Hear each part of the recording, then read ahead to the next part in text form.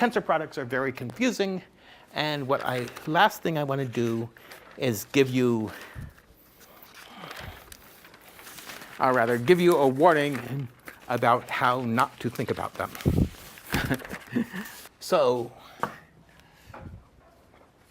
what I did was I showed you how to write down a tensor product matrix when you have A tensor B. But suppose what you have is you have three qubits. I think this is our first example with 3 qubits. And you have a control knot from here to here. So you'd think this would be an I. Let's label these 3 qubits A, B, C. An I on B tensor, C naught on AC. And it is. But A and C are not adjacent in the lexicographic ordering because B comes in between them. So if you try to use if you try to use the tensor product thing I gave you this way, where you have, you take some matrix, and in each of these slots, you put the tensor product for the first matrix, it doesn't quite work. So let's try to figure out what this is.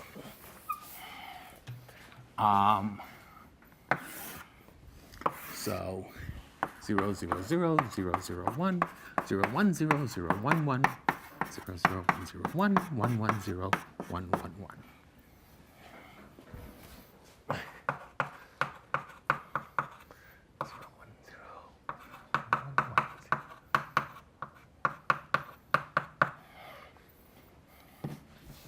So what's going to happen is you'll get a C naught on the 4 things where B is 0, and independent C naught on the 4 coordinates where B is 1.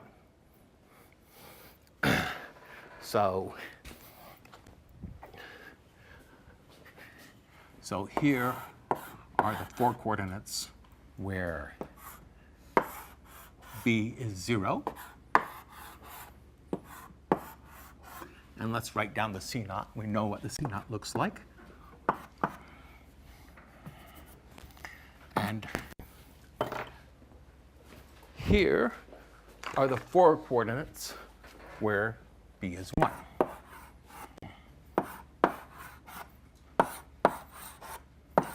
And we can write down the C naught here.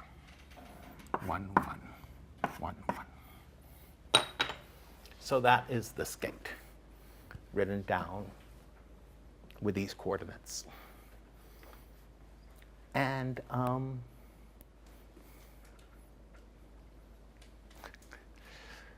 so if you're used to writing tensor products of the form A tensor B, and you have to write down something that looks like this, where B is in between A and C in lexicographic order, well, I mean, start from first principles and reason out how to write it down, but don't try to blindly apply this formula to this case because it doesn't really work very well, yeah? Is it equivalent if you use swap gates to get them adjacent? Yes, right. Yeah, so there's another way of doing it, which is you could put a swap gate here, and then a swap, and then another swap gate here.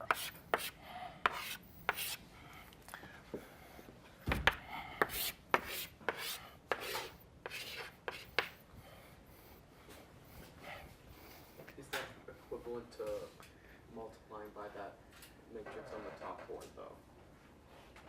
Well, if you multiply by the matrix according to the swap, and then this matrix and this matrix, you should get that matrix.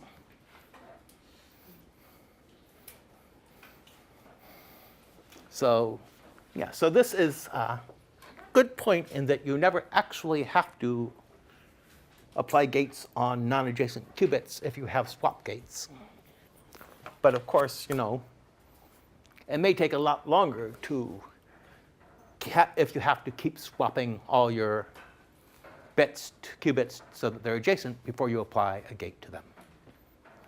But this is, this is a question of quantum computing architecture, whether you want to have non-adjacent gates or just use lots of swap gates.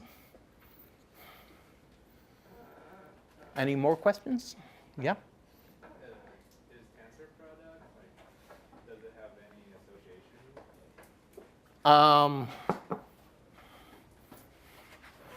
Well, I mean, if you have a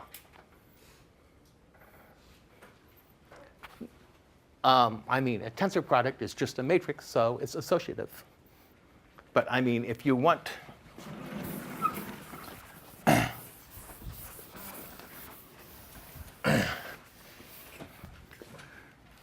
so let's say the tensor product on qubits B, C, E, tensor the identity on qubits A, let's call this M. A, D are tensor.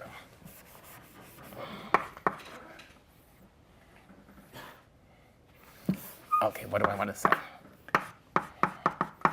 Well, we can do an operation on qubits B, C, and E. And now let's make it qubits B and C, A, D, E.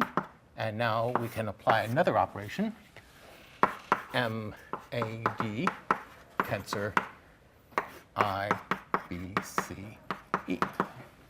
So if you do it, I want this to be AD. OK, so I want to say that this matrix and this matrix commute because this is an operation on qubits B, C, and this is an operation on qubits A and D. And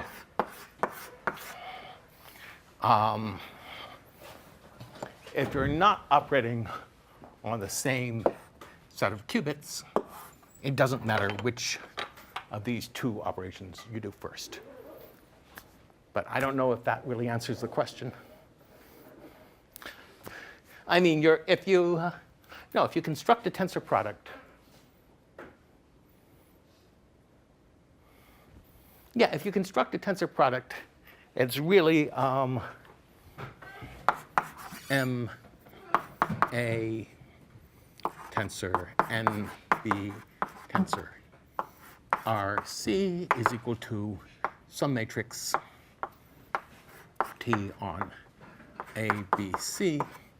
It doesn't matter whether you take the tensor product of A and B first and then C, or C and B first and then A, as long as you keep the coordinates straight.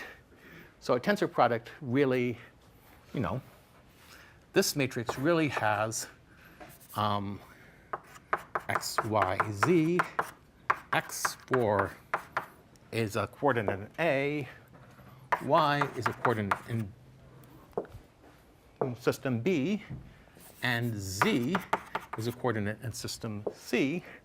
And as long as you keep all these coordinates straight and don't mix them up somehow, then the tensor products will all be consistent. So you can apply this tensor first and then that, or this tensor first and then that, or this tensor first and then that. But this also gets you to questions like this. You have to keep the coordinates straight, and if you apply a tensor with this coordinate in between these, you have to be careful what you're doing.